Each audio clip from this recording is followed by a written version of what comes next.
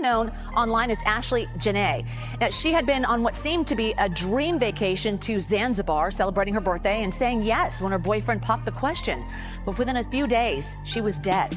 Now, I did speak to Ashley Robinson's mom over the phone today. She says the family is working diligently with getting in touch with the local officials in Tanzania and, of course, the embassy here to get things rolling in terms of answers on this investigation. The only thing was a brief email from the embassy stating that the investigation was ongoing. That's it.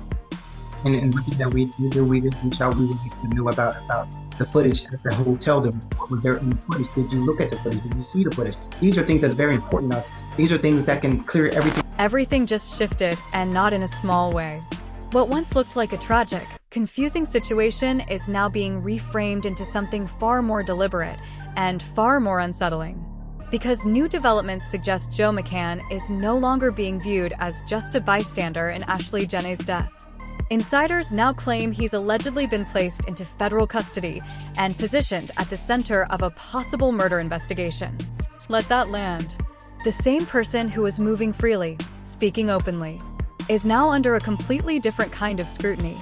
And what investigators are reportedly uncovering, it doesn't point to chaos. It points to something far more calculated.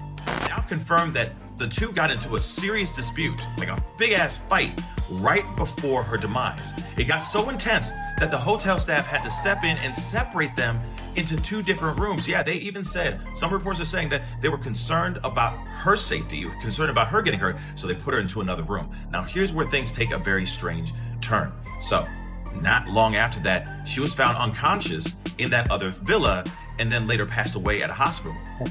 We just think it's very odd that our daughter's traveling with Joe and we don't hear anything from Joe. To me, that's very odd. And initial call that she got from Joe was 11 hours after something had transpired in the room. And that's very odd. 11 hours later. 11 hours. And you guys said there's really been not much communication between you and her fiance, Joseph. What if you could say anything to him? At first, everything about this case felt uncertain. Confusion dominated the narrative. Grief filled the gaps where answers should have been. And for a while, it seemed like the situation might remain unresolved, another story fading into silence. But that silence didn't last, because behind the scenes, something appears to have been building. What started as a routine investigation has now reportedly shifted into something much more serious. And according to emerging claims, the focus has narrowed in a way no one expected this early on. Joe McCann, once seen as part of the background, is now allegedly at the center of it all. And that shift? It didn't happen randomly. Sources suggest investigators began noticing inconsistencies, small at first, almost easy to overlook. But over time, those details reportedly started forming a pattern that couldn't be ignored. Now, what was once treated cautiously is being examined aggressively. And the tone surrounding this case? It's no longer uncertain. It's tense. Because something changed, and whatever it was, it forced this entire situation into a completely different direction.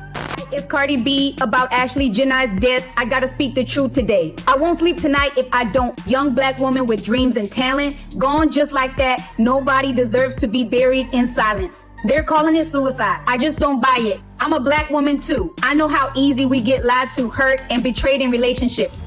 They said then, at that time, Joseph had explained to them that she was stable, seemed to be okay.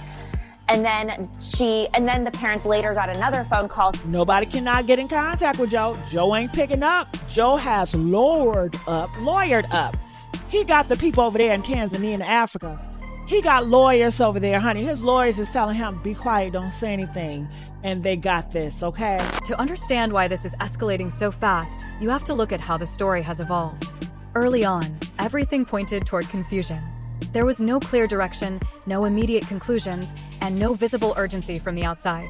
It felt like a case still trying to define itself. But beneath that surface, according to multiple reports, investigators were quietly piecing things together. And what they allegedly found wasn't just one questionable detail, it was a combination. Text messages that, when placed into context, didn't quite align with the original narrative. Footage that's now reportedly being reanalyzed frame by frame, searching for details that may have been missed the first time. And items recovered that insiders claim could suggest something more intentional than previously believed. Individually, those pieces might not have meant much. But together, they start telling a different story. And that's where everything begins to shift. Because once a case moves from uncertainty into possible intent, the entire emotional weight changes. It's no longer just about what happened. It becomes about how it happened, and whether it could have been prevented. Now, the timeline is being looked at differently. Moments that once seemed insignificant are being re-examined. Gaps that once felt like confusion now raise questions. And people are starting to ask something deeper. Were the signs always there? Or were they simply overlooked because they didn't fit the narrative at the time? That question alone has started pulling attention towards something bigger than just one individual. Because when patterns begin to emerge after the fact, it forces people to reconsider everything they thought they understood. Now the situation is entering a phase where everything feels unstable. Because the more this alleged investigation unfolds, the less it resembles a single isolated event, and the more it starts to look like a sequence of decisions, actions, and moments that may have built towards something much darker. Sources continue to suggest that investigators aren't just looking at isolated evidence, they're analyzing connections, patterns, timing, behavior that allegedly takes on a different meaning when viewed through this new lens. And that's where things become difficult to ignore. Because when multiple elements begin aligning, narratives don't just shift, they collapse. Suddenly, what once seemed like coincidence starts to feel intentional. What once felt unclear begins to take shape. And what once seemed like an open-ended situation now feels like it may have been moving in a direction all along. That realization is what's driving the current wave of reactions. Because people aren't just reacting to new information, they're reacting to the possibility that this story was never what it appeared to be. Online discussions have intensified rapidly. Not speculation for the sake of drama, but questions grounded in what's now being suggested. What if certain details were misunderstood early on? What if key moments didn't receive the attention they should have? And more importantly, what if the timeline itself was never as simple as it seemed? Because once you start asking those questions, the focus expands. This is no longer just about Joe McCann. It becomes about the environment surrounding the case, the responses, the delays, the decisions that shaped how the story unfolded in real time. Some voices are now suggesting that what we're seeing isn't just a natural progression of evidence, but a response to growing pressure. That attention, visibility, and public scrutiny may have accelerated movement that otherwise would have taken longer.